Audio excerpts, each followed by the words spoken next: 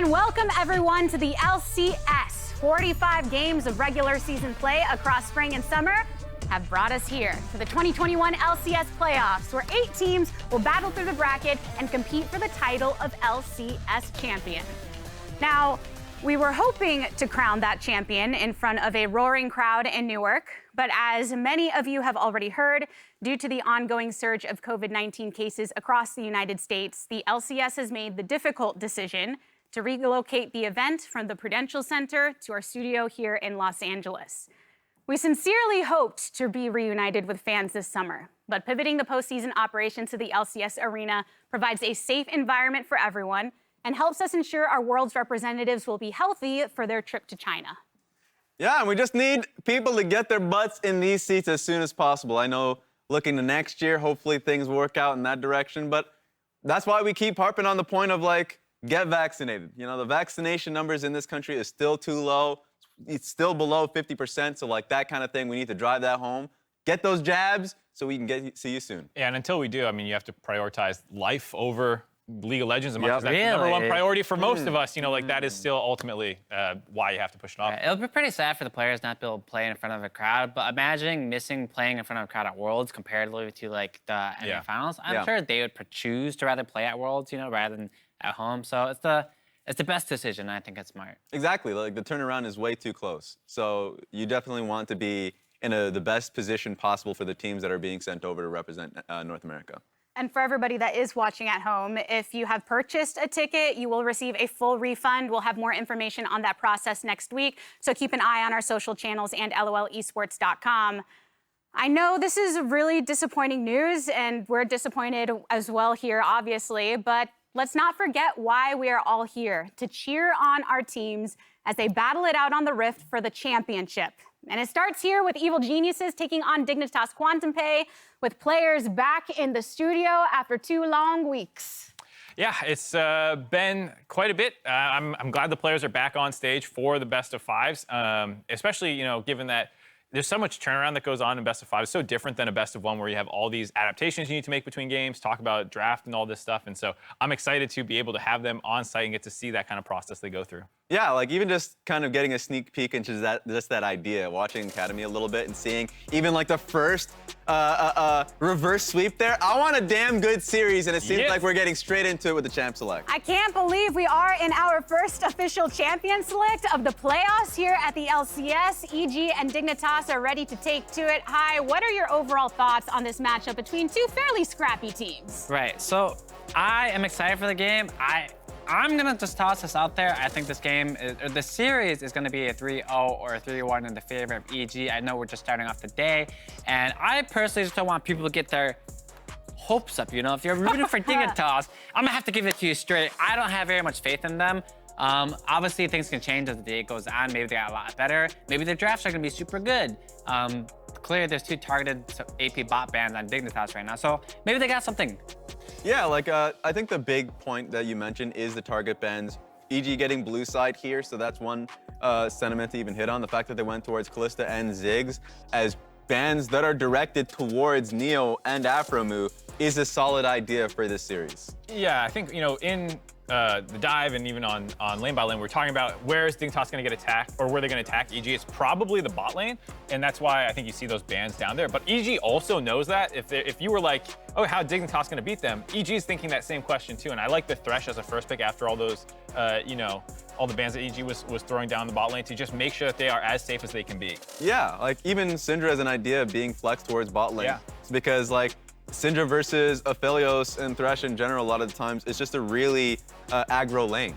And so that's probably going to be what Evil Geniuses are going to for a very safe bot side. Right, Raz and I were talking earlier about how we think that Dignitas will potentially win this game. We weren't very confident in their solo lane, and it seems like EG isn't very confident in their solo lanes carrying as well, considering all 3 of their bans are targeted towards their bot lane right now. So to me, that kind of shows that, hey, we don't care what you pick top, we don't care what you pick mid, we're gonna win through that no matter what you do, but we do care what happens bottom. And when they ban these champions, it makes it like, you have to play lane now. If you pick Ziggs or Syndra, you can kind of dodge laning because they're different laners, and Kalisa's a really strong laner. So they're really gonna put the test to Neo now to see if they can stick up. Yeah, despite that test that they're trying to put forth, Dignitas really showing some of their most powerful picks coming to the table here.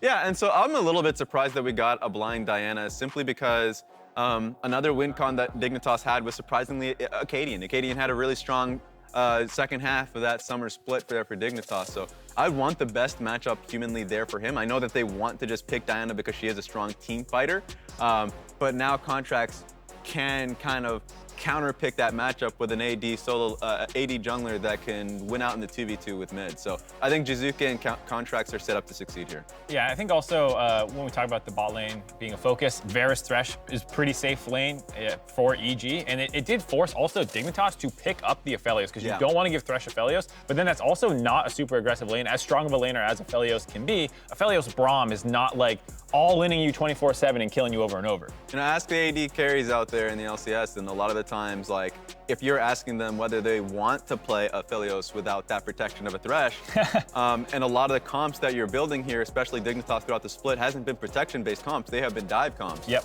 So yeah, that is a big risk in almost every respect. So it's going to be a lot of pressure there on Neo because we haven't even seen the full comp from EG just yet. At the very least, like, Braum is a pretty safe defender towards Aphelios. Like, yes, he doesn't have a lantern, but he provides a lot more protection outside that. He literally blocks skill shots. He gives a lot of CC and stun that's actually, like, you can't miss his attack on someone, right? Like, you attack him, you mark him to get stunned. Yeah. You can't miss that. You can miss a Thresh hook, you can miss your Flay, you technically can miss your ultimate, I guess. So, like, yes, there's a lantern from Thresh, but that's more so for, like, preventing him from getting caught out, right? But in team fighting, Braum provides more protection for Aphelios than Thresh does. The only nuance I throw to that, though, is for Dignitas, unfortunately, Afro is the biggest playmaker on this team, and when you put him on Braum can still make plays. You know, like his Q flash or his flash R? It's just not quite the same as an Alistar or Nautilus or Leona or all the other kind of engaged champions. So, like, while it does pair well with the Aphelios, like you're saying, it does limit or at least change how Dignitas typically approaches their game plans for winning. Right, they definitely want some kind of follow-up for this Diana, right? Like, right now, she'll ER in, but who follows her up at the moment? Not really Aphelios, not really Braum. We're looking for, like, another kind of engage from Dignitas. I'm surprised that EG didn't actually ban the Yasuo here. It's very common to pick Yasuo with Diana. However, Yasuo is a weak laner, and he is relatively hard to play, at least at the top tier level. So once again, I think this really goes to show that EG is very confident in their solo lanes to win. They put a double ban. Actually, no, that's just one ban both because I rather it could be mid. So yeah, you see the Yasuo here. Yeah, you called his name, and here he is, Yasuo getting locked in for the Dignitas side, Raz. Yeah, so he does have the knockup from the Diana, so that's going to be how they're going to be framing it. Braum has a mini knockup. There we go, so Braum as well. Yeah. So, like, they've played this a bit within the season, and so, like, that at least they have that. But remember, this is still blind. This is still a blind Yasuo, but picking Twisted Fate into the Yasuo That's a massive disrespect. You have two walls/shields that block the entirety of your kit. Braum shield blocks the entirety of your kit. Wind wall blocks the entirety of your kit. That is some ego picking right there. While that's cool for him, I want to see him get punished for this. If Dignitas were to win a game, that's right here. And it's really weird, too, because they have to do it with a blind top laner. Like, if you saw their top laner and you went the TF counterpick top, that would make sense to me, even if the Yasuo was shown earlier, but you don't even know what you're picking it into top lane. And we already talked about how hard it is for Braum. It's not really giving EG that many clear avenues right now, assuming Fake God has a good pick right now into the set. I will say, though, out of lane, Twisted Fate still does provide a lot. Malfight. If you see that, then that's great. But, like, once again, like, Aphelios largely unprotected. The Twisted Fate is still gonna, like, lock him at, or at least gonna be focused on him, like, before fights. Set is another threat that he's gonna have to deal with. And also, I see Twisted Fate and Lee Sin being an answer, as the GP, being an answer to the Diana. I'm expecting Contracts to be a lot more enabled in this game, and I want him to invade a little bit more. With Twisted Fate hitting 6, I think that's gonna be the strategy. Ah, man. I was screaming out Malphite because, one, he's one of my favorite champions to play. Full AP just Wow. more clear. Yeah. I wouldn't go full AP here if I had to pick Malphite, but I actually think he's really strong into TF and Varus. They literally can't dodge his ultimate if the flash is gone. You hit that, you guarantee win that team fight every single time because, like, yeah, you might lose lane a little bit to set, but your team fighting would be absolutely disgusting with that. Yeah, there wouldn't have been that much AP threat just with the TF. Unfortunately, they go, I guess you could say unfortunately, with the Gangplank, and so this does still kind of give them an avenue to try and snowball through the top side, most likely. I like the Dig draft a little bit more, but I just think Evil Geniuses is just the better team here. So that's where I'm kind of leaning into. I think that Evil Geniuses are favored by quite a few, according to social media and beyond going into this, but we can believe in Dig and their ability to scrap in this regard. It is time for us to set the tone here of LCS Summer Playoffs. Evil Geniuses taking on Dignitas to really see who can put their best foot forward and make the longest run that they have at their disposal. Let's hop into game.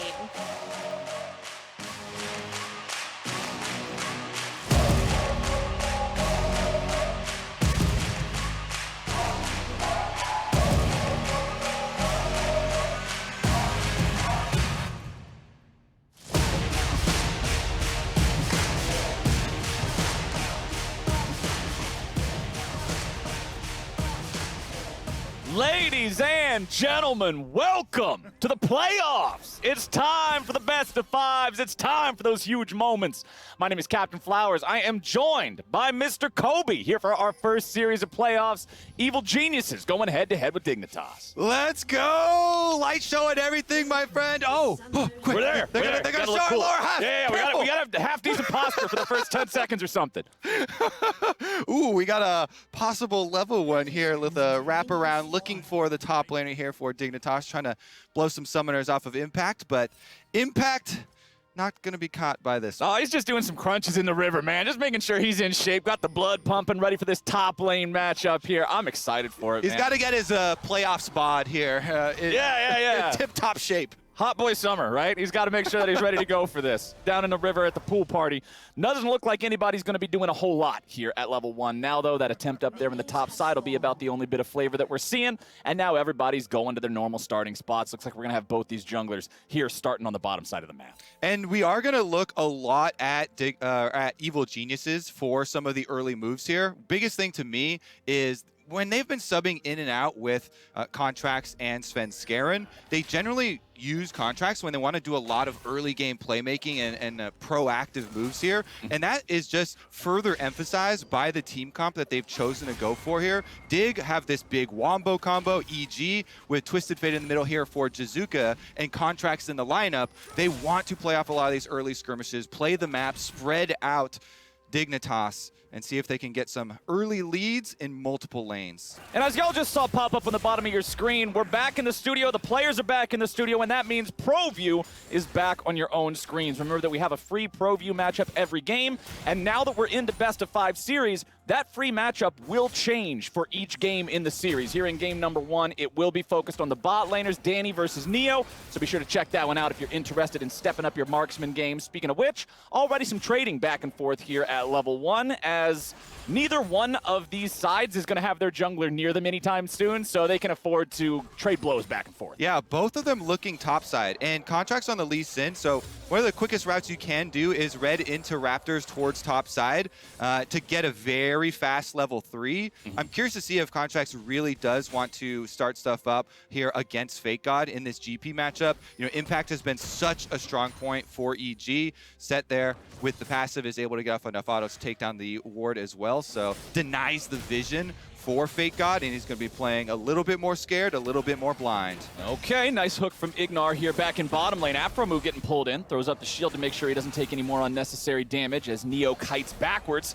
Danny takes a bit of damage on the very back end of things. We've got ourselves a pause, but it's before we really get to see things take much shape here in the early game. Junglers are just now getting done with those second buffs. They're both on the top side of the map. It's just about Scuttlecrab. We just got to pottery class, and we're sitting with lumps of clay here on the spinning board. We haven't even got to move the thing yet. We just put one finger in. Dead Patrick Swayze isn't even in the building. There's probably only like 10% of the audience that gets that joke because that movie's from the 80s. But hey, for those of you that are in that 10%, I appreciate it. I just want to say that I laughed because I'm a supportive co-caster, and I still, even being of the age where I should know what that reference is, I don't. I don't. It's to the movie Ghost, where Patrick Swayze is a ghost, and at one point he does pottery. Yeah, I'm going to continue to smile and nod here and I just continue to explained what it is. Come on, it's not that. God bless it, man. Now I'm the boomer. Oh, well. Anyways, back to my pottery analogy where we're still trying to form something here. Right. I do think Evil Geniuses have started to, mold it a little bit up towards that top side. Bottom side, their Varus Thresh lane pushing very early and easily for themselves is going to have that priority. Jizuke, by the way, no matter whose pro view on EG's side you look at, you get to see his chat. So. Yes, you'll always get Jizuke So chat, free. which is considered one of the 8 wonders of the world at this point, I'm pretty sure. The man's pro view is incredibly entertaining. And honestly, I love seeing him on a champ like Twisted Fate here in this game. I always want to see him on playmakers. I want to see him on something that makes the first move. And that is kind of what I was building up to towards the early molding here from EG. Twisted Fate, Gold Card plus Lee Sin is just such a fun combo, so, speaking from a jungler's point of view. Yeah. Very, very easy to pull off. It removes a lot of the work, that Lee Sin will normally have to do. So, there are definitely some pressure points here that EG want to work off of.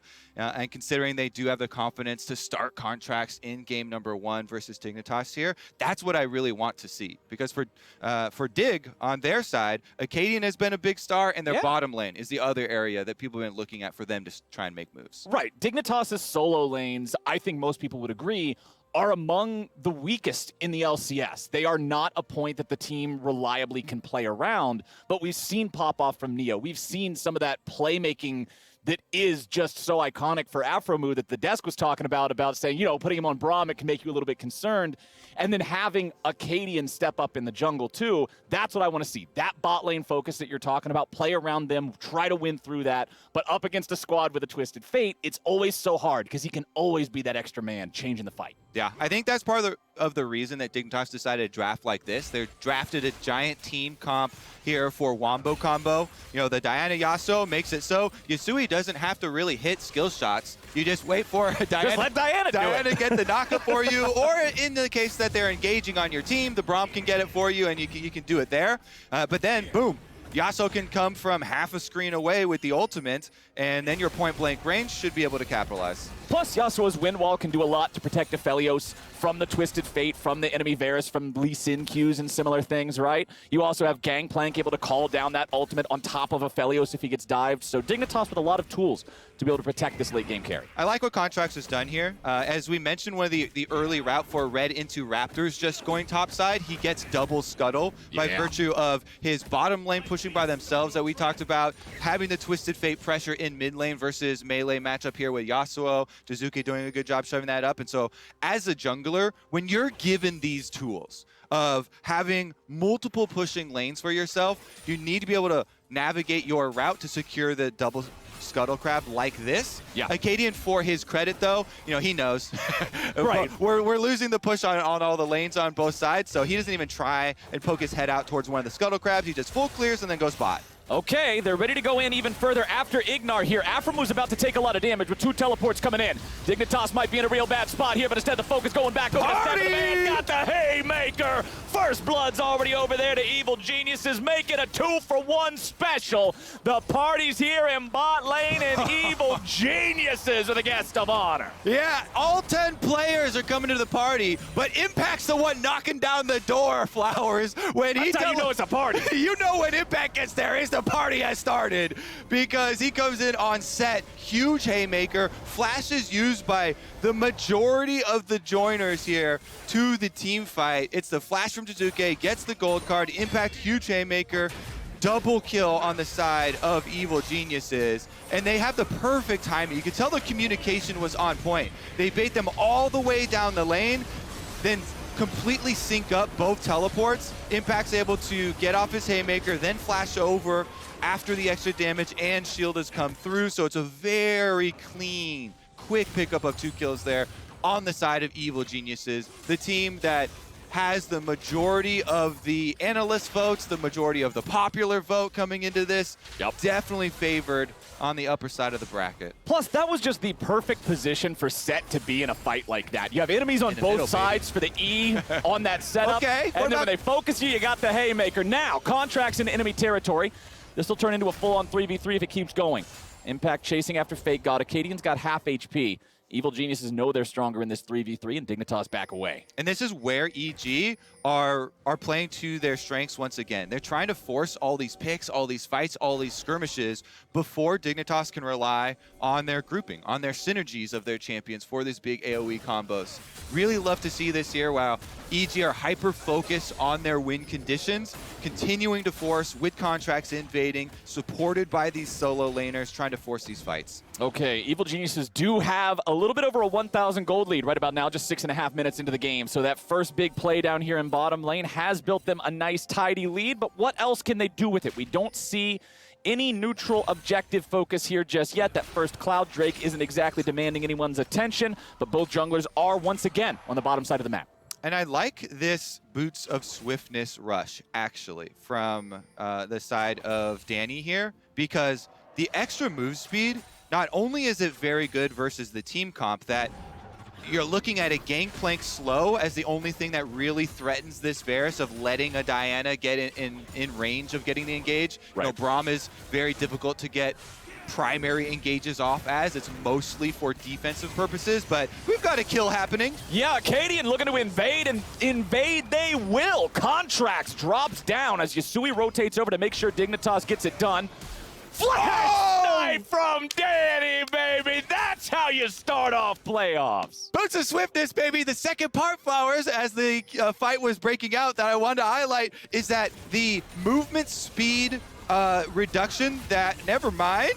We got another fight. I'm sorry, Kobe. They don't want you to be making these points. Ignar's about to die. He has to flash away. Danny's going to try to stand and kite it out now. Afromu gets dragged in by the death sentence, and Contract is ready to join up and keep this one going. Neo and Afromu want to get away. Remember, no flashes available on either one of the Dignitas bottom lane duo. Neo's going to be your first target with an arrow finding its way into Afromu's back. Ignar steps forward. Sonic Wave, resonating strike, but it's not enough.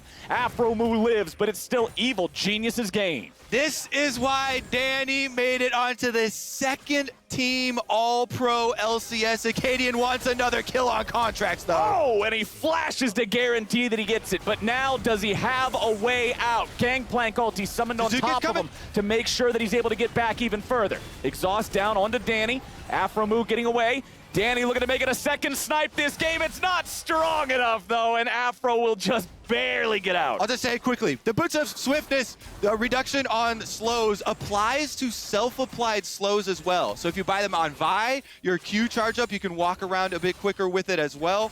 Same thing applies to Varus on charging up for the snipe shot. That's how he's able to move so quickly, even when looking for these snipes. He found the flash one, can't quite have enough damage to finish the one there onto Afromu, but so much action down around on bottom side, and the big beneficiary is, of course, Danny. Yeah. Second team LCS All-Pro there in his rookie split, my friend. And he's building towards the lethality, and he's got the stopwatch in inventory. This is so big because as that threat, as that 100% kill participation here so far, they're going to want to focus him, and that can just completely turn the tide. Especially if you've been flashing forward here to look for kills and you don't have any defensive summoners left. He's going to be relying on the stopwatch and the Thresh Lantern. It's even more utility when you have things on your team like a Thresh Dark Passage to be able to play off of, because you can just buy time if Ignar's not quite there in the moment. Gives him some time to get into position and try and get you out of a bad situation.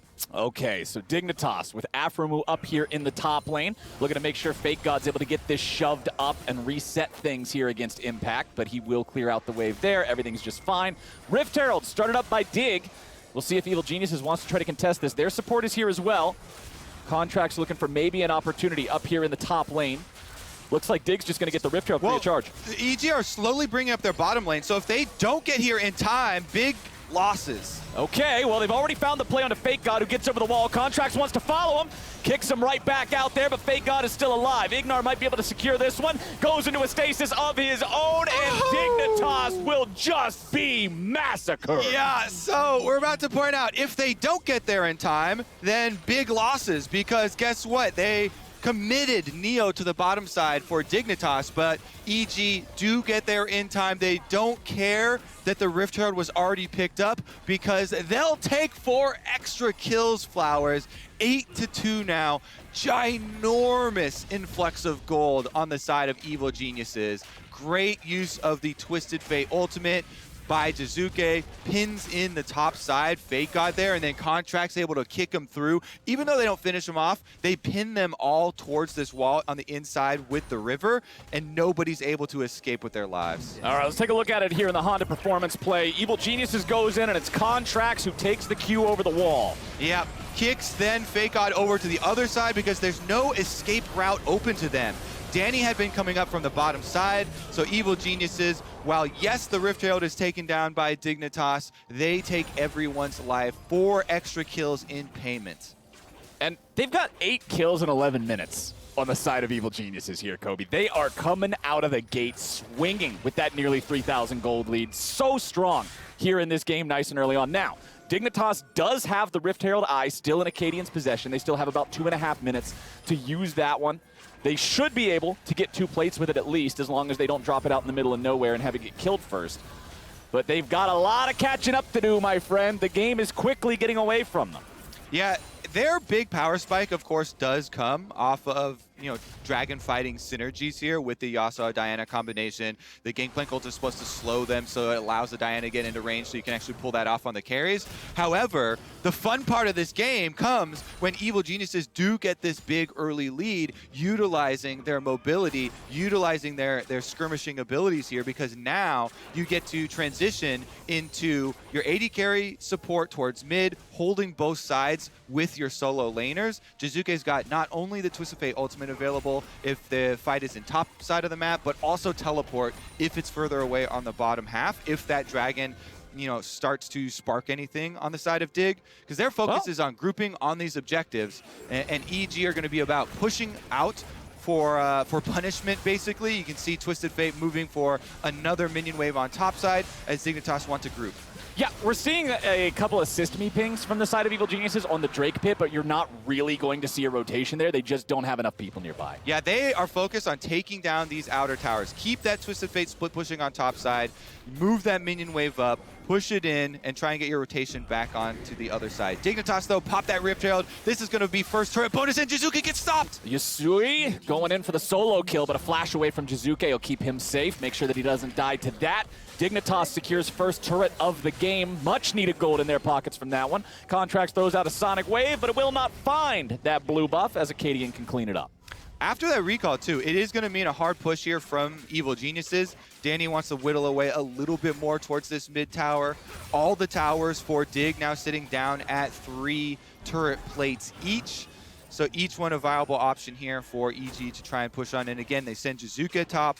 Try and make use of his teleport, of his Twisted Fate ultimate to find some more of these picks. Contracts as a lease in, you want to pick up your red buff before heading into River and getting a little bit more of the deep vision so they can try and pull off some more of these skirmishes. Right. We want to see this EG team continue to be scrappy. We want to see them keep looking for these fights that they've shown they can execute on so far. Both of the big carries now with a stopwatch in the inventory. The Everfrost for Jizuke is so big. It is just so strong with Twisted. Every time I see this combo, I'm always going to rant about it because BS, Kobe. You point and click with the gold card, then you lock them down for twice as long with the Everfrost. It is such a huge playmaking tool, and there's a lot of squishy champions on the side of Dignitas that can be picked off. Yeah, you alley-oop to yourself there. Set your own skill shot up with the gold card. Yes, well done, me. Nice stun so I can land my skill shot. River, though, is controlled. These are those... Okay, oh, nicely done. Dignitas going in for that wombo combo here after EG. Teleport's coming in now, too. Jizuke puts himself behind enemy lines, but I don't know if this is the answer. Evil Genius is continuing to file up towards the top lane. Contracts with a flash into a dash, trying to stay safe. It looks like Evil Geniuses have navigated this well. They will get away for now. Jizuke trying to find something on the back end of the fight here, but he's got to be careful that he doesn't get punished instead. Going right back in for the gold card. EG looking to go big. Impact is ready, and he slams Neo into the ground. Haymaker comes out for the double kill. Contracts goes in to make it 3. Dignitas can't do it, and EG strike back. Flowers, the party animal has arrived. Impact, he had no teleport. So if you're watching the mini-map, this man ran a marathon all the way up the river to get here. And when he finally does, it is a big, big show. Impact even gonna flex on him afterwards, pulling off the crunches. He finally gets there. He flashes in for the ultimate. Evil Geniuses are able to kite out Dignitas long enough. Again, this is 2 plays where EG bait Dig down the entire lane. If I take your mind back to the early game here on the bottom side of the map, they did the exact same thing in bottom lane. Here, it looks pretty good for Dig. And you don't blame them for going for this. They're trying to make use of their wombo combo. They catch 3 in the river. They don't have the chase to make it worthwhile here. And we talked about in their team comp, they don't have other great hard engage options once their combo is used with Diana Yasuo, and they just barely can't catch the rest of the members of EG. At that point then, they're locked in. Jizuke buys a bunch of time. The Everfrost you talk about stalls them out, buys time for Impact. Now back onto the Rift though, we've got a death. Okay, so Ignar dies as we get back into live. It looks like Evil Geniuses was pushed up mid here, taking down the tier 1 turret, and Ignar got caught out. Still a 4,000 gold lead here for EG. Dignitas's current only current advantage, in the game is having that 1 Drake lead, but hey, the second one's about to spawn here in under 60 seconds, and Dignitas know how far behind they are. It was such a critical breaking point there, because if Dignitas are able to complete that pick on the 3 members in River, they gain complete map control and the rewards would be huge. Then they take down your outer towers, then you get your influx of gold, then all of a sudden, you're the team fight composition that has the capabilities of forcing consecutive fights on dragons. You just deathball them. Exactly, and they could try and continue to stack off dragons. But because EG make the critical escape there, you saw Contracts with his safeguard away, then he barely dodges out on the Q from Braum. That was critical, not letting the slow land on him, not letting that passive stack up, and they just barely are able to escape the clutches of Dignitas. And you only have to do that a couple times in the game, because now they've blown the map wide open. It's a 4.8k gold lead for them at the top. You can see the side lanes are now open for split pushing. They don't have to worry about early priority from Dignitas setting up on the dragon and surprising them with, brush advantage and wombo combo pressure. Now it's going to be a lot easier for EG to evade the extra engagements that Dig are going to. There's a lot less firepower behind it. So we already can see Evil Geniuses onto the second Drake of the game here, and as it looks like Dignitas are saying, all right, 4,000 gold, it's way too much to fight for Drake number 2, we're not doing this.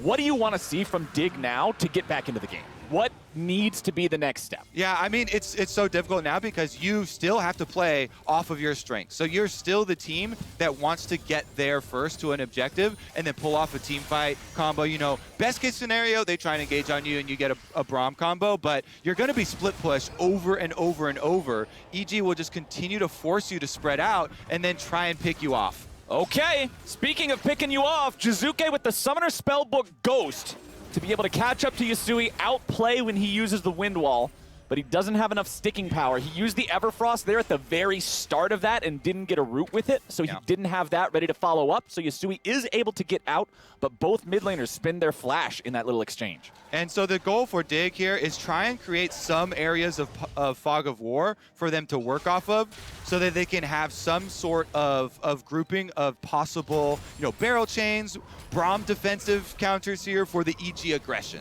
Is EG are going to try and push all 3 lanes, spread you out, continue to increase their gold lead, and Dig will have to pinpoint an area to strike with multiple members.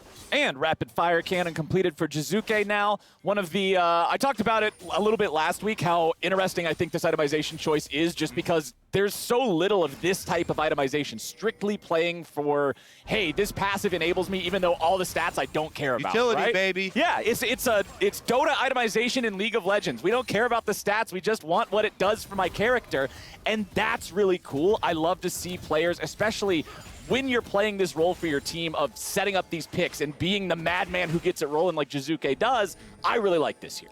All right, well, let's see if he can catch anyone with that rapid fire cannon, because that's what they'll be looking to do. He does not have his flash. He just cycled his spellbook as well, so it does have to come down to using your Twisted Fate ultimate, having the confidence with your stopwatch so you can get your Messiah play off before they burst you down. Exactly. And be in range to stun somebody up. And that setup has to be good because the the negative about this build is it doesn't have a lot of damage, right? Rapid Fire Cannon plus Everfrost isn't exactly melting through health bars, so that means Evil Geniuses need to continue being on the same page. They need to continue finding this teamwork that has brought them to the lead that they have so far. And they've got the tools to do it, because with both your teleports up in this composition, very easy to push all 3 lanes. And you can see just as Dignitas are grouping and looking for their force, they will have to try and pull it off on somebody who doesn't have flash. And currently, that is only Jizuke. So you want to go to the source of the global as Dignitas. That way that the... Going to get stunned up under turret here. The cleanse is down for Neo. That's going to be pretty big for the team fight. And the shield at the very end from Aphromoo just to make sure that enchanted piercing arrow doesn't actually end up killing off Neo there, who was down to below half HP. Fake God continues trying to defend here, but Contrax has summoned up the Rift Herald, and Evil Geniuses are looking to take down this tier 2 here in the bottom lane. Looks like Dig don't have a damn thing to say about it.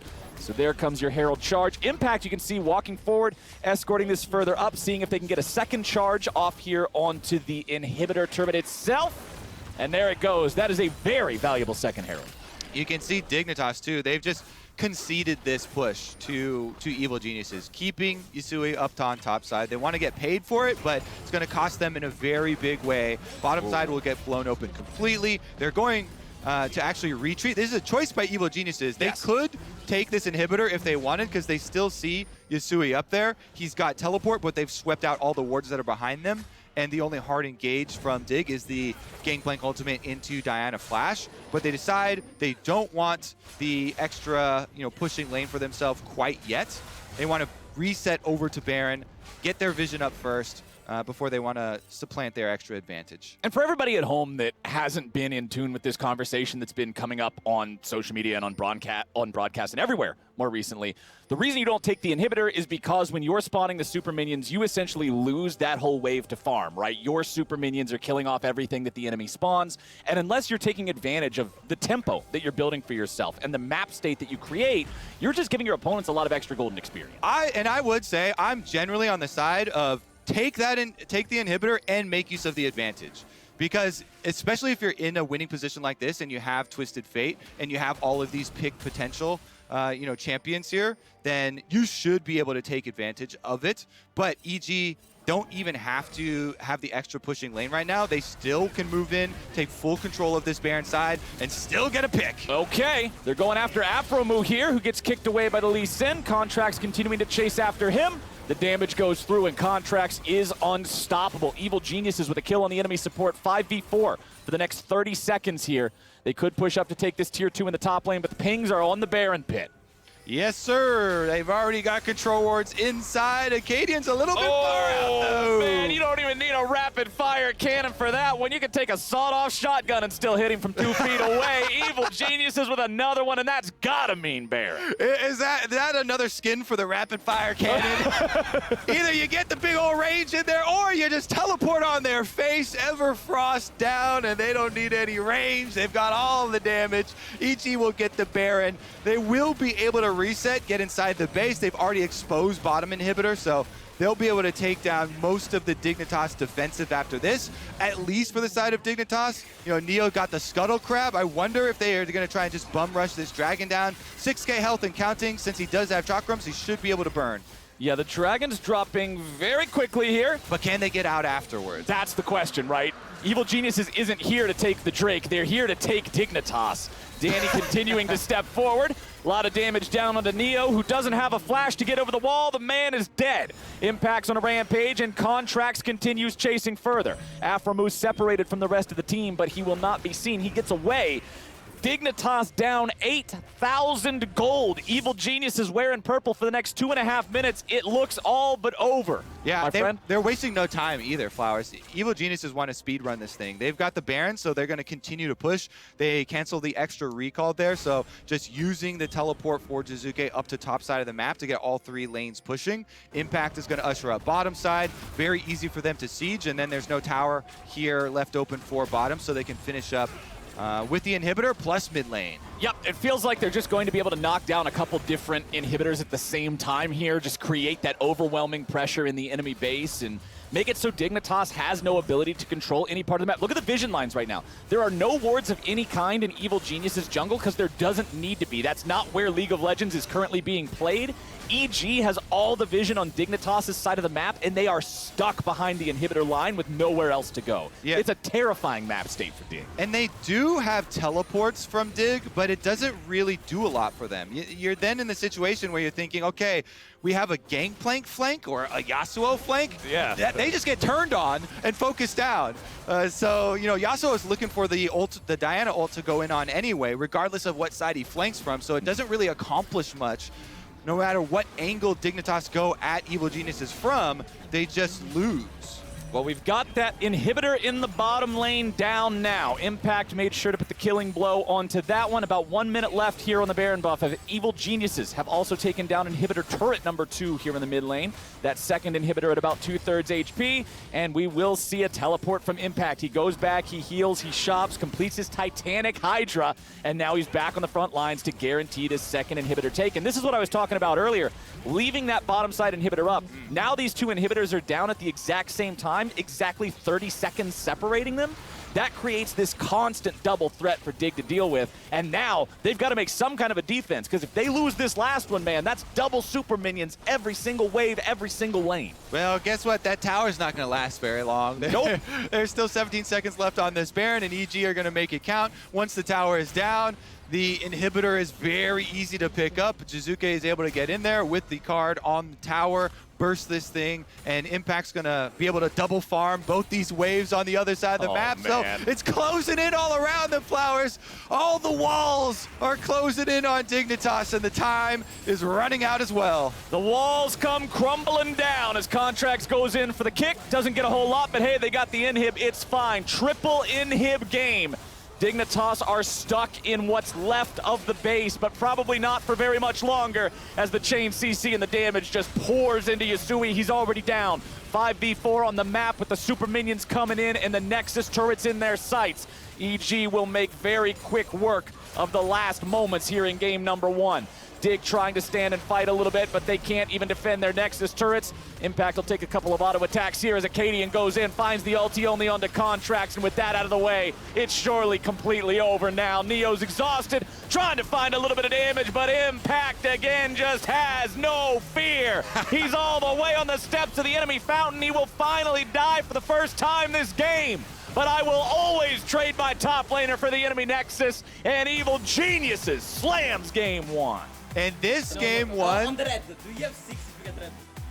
Okay, if you get 6 if you get red. You know, it's a fun time when you get to joke immediately afterward about how many kills each player is getting. Spirits are high. How your fountain dives are going. Because if you've been watching the end of the summer split, this game is very indicative of how this summer split has gone. Evil Geniuses, one of the most, if not the most terrifying team in the league, on a tear at the end of the summer split, and just for the majority of it. Meanwhile, Dignitas falling a bit from their summer grace period. The roster changes did not sit very well for them. Yep. And EG have been able to incorporate both of their junglers seamlessly into these very proactive game plans for themselves. They execute once again here, so they are not dropping a step, cruising right into playoffs. They pick up right where they left off in the regular season. And that's so fun to watch, right? This team has been so exciting this year. I'm looking forward to seeing more of them here as our series continues. But a quick word here. If you are on the fence about getting vaccinated, remember, that's the stuff that helps us get back to a normal world. That's the stuff that helps us get back to a point where we don't have to cancel the finals show, where we can see all y'all there again, where we can put butts, not just in the seats here. I want butts in every seat. I don't want to see a chair in the whole damn country ain't got a butt in it. I want dancing butts. We just need a world full of butts occupying chairs, and the best way to do it's get a shot. You did it when you were in kindergarten, and you can do it again now. Get your butts back in them damn seats. Let's do it together. Fight COVID-19. Get yourself a vaccine. You can see here on the screen. Get your information there, and you can figure out every way to get it done. Now we're heading to a break, and on the other side, we'll be joining the State Farm Analyst Desk to break down that first blow in this back-and-forth battle. We'll see you there.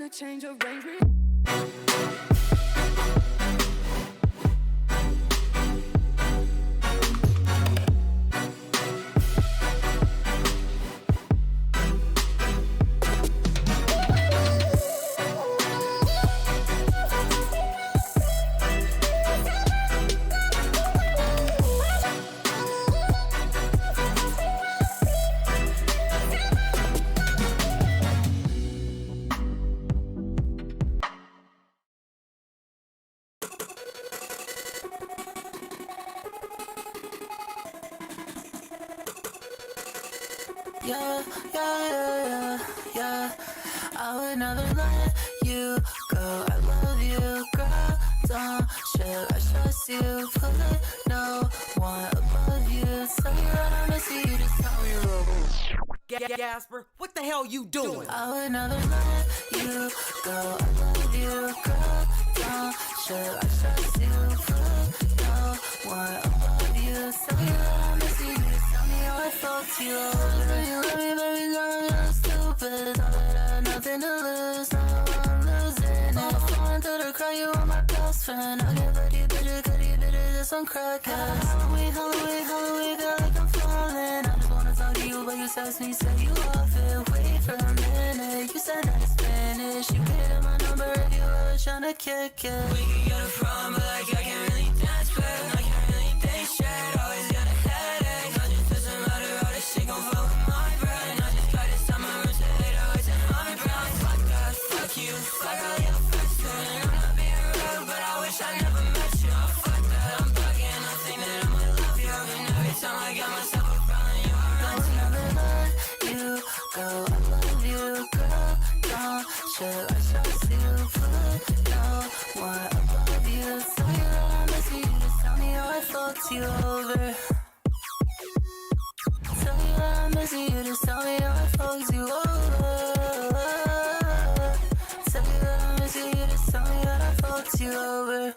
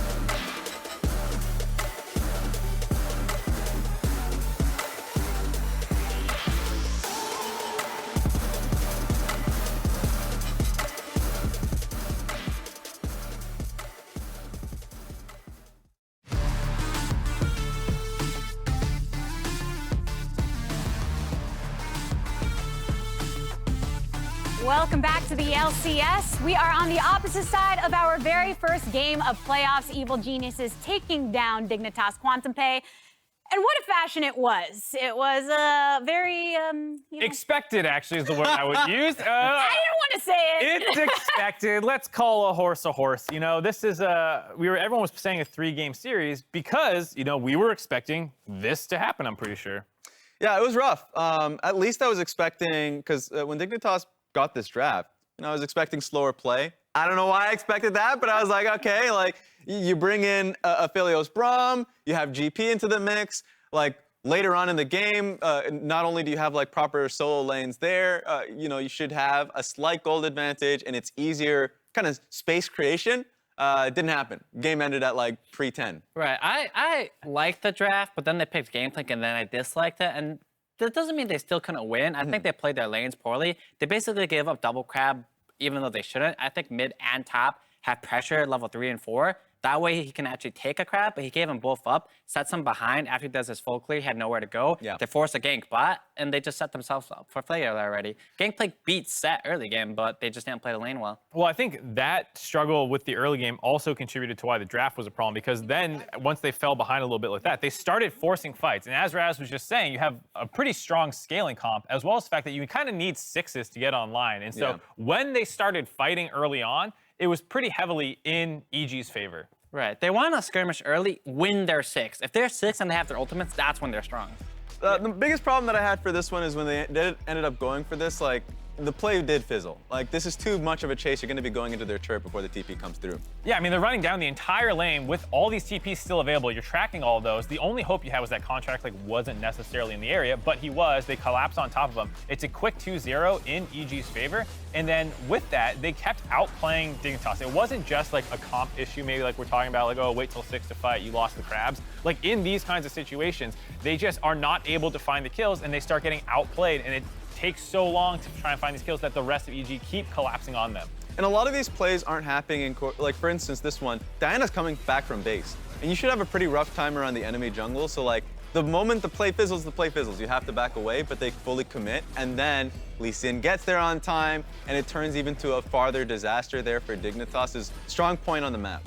Right, I mean, I look at this comp and I'm playing Dignitas, right? If I'm the millionaire, I'm like, hey, play around me, get me ahead of this TF, I will carry the game. If you're making plays on the sideline, one with our Gangplank ulti down and TF being up, we're gonna lose those games every single time. If there is a TF on the enemy team, focus him, try to kill him, gank him, make him not be able to play the game. That's why TF is weak. But when you pick TF as a counter pick to Yasuo, which isn't even a counter pick, and you don't focus him, you're just throwing away the game. Yeah, I mean, you heard the casters talking so much about wombo combo, wombo combo. None of these are situations that set up well for that, you know, wombo combo that we talked about. And so by the time they get all their tools online, it's like, well, you're in like a 3K gold hole already.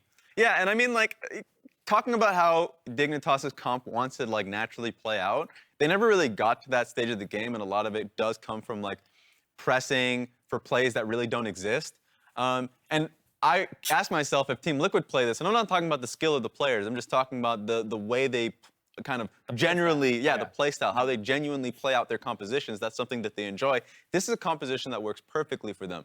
So I don't expect them to kind of go back towards the Aphelios. I think worst case scenario, if they go for Thresh pickup, and I mean Dignitas go for a Thresh first pick, EG goes for a Thresh first pick, just give them the Aphelios and play something you're more comfortable with is how I would see it. It's not like EG didn't have any holes in the ways that you could try to poke and get some kind of opportunity to bring back into it, but they had such a strong hold of the game in its entirety. If we're looking at individuals, right? I mean, the top lane matchup is one that we were coming into knowing that Impact was going to have the opportunity to really show out for his squad. Right, I was pretty, like I was saying earlier, me and Raz aren't very favorable for the solo lane matchups for Dignitas into EG. You can take a look at the recency bias, whether stats, whatever, but then outside of that, you look at their history as players too. Looking at Impact, look at all the achievements he's accomplished comparatively to FakeGod. Like, yes, FakeGod's a lot younger of a player in the sense of his time in being pro, but that's just such a giant mountain that you have to climb to be able to get to the starting point, right? Yeah. Like, this guy's won the World Championships. He's won so many finals. He's been to Worlds so many times. It's really hard to, like, surmount that and, like, be able to beat it, right? Yeah, and these accomplishments for me turn into, like, how much experience this player has, like, the lessons that they've learned from the best players in the world, and then they bring that and naturalize that in how they play the game. So, you know, Impact has multiple championships just in the LCS alone because of that, and that's why I think this is a great experience for players in general. You don't get that opportunity to go into a best of 5, and I like to see that Dignitas is here for it, and that they're still contesting, because kind of like when this game was already blown wide open in the first 10, and you go into the 14-minute part, like Dignitas still had a play that was on the top side of the map that they were looking for. Evil Geniuses still bought a lot of time, and then Impact made the long trek from the bot lane to the top. He just booked it, ran 500 miles. So, like, the fact that I still love the fact that Dignitas is still looking for plays when they're behind. That's what we need to see for them to crawl into it like they did in Spring Split. Well, Yeah. always that idea of playing to win, not playing not to lose. I think that's something that Dignitas has largely shown over their time in all of 2021, even in Spring Split. In their previous iteration, they still were that way. So they'll need to keep doing that. But I think the early game is something where they need to avoid getting baited in, because that experience point is just, EG are going to have an answer for whatever you're going to throw at them. Right, I think if Dignitas moving forward wants to win, clearly put a lot of focus on ganking and playing around Afromu. You can't do that with a Braum, and he's the veteran on the team. At the very least, if you take a head-to-head comparison of his history versus Ignar's history, it's actually relatively close, at least. Like, he has multiple championships under his belt, he's performed really well, and they keep trying to play around him. Just pick him a different champion, don't pick it as Braum. Like, yes, they banned Thresh, but try to do something else, you know? Yeah, the playmakers in the LCS always realize that when it comes to a pressure moment. Perkz realized that when he was in the finals in Spring Split. If he's the person that's making the plays happen, if he's the playmaker, put the power in his hands. I expect the same thing from Afromu. We will be looking to see what Dignitas brings to the table in game number 2. They've elected to go to blue side. Maybe some changes will follow as well. We are going to kick it to a break. On the other side, the playoffs continue here at the LCS. We'll see you there.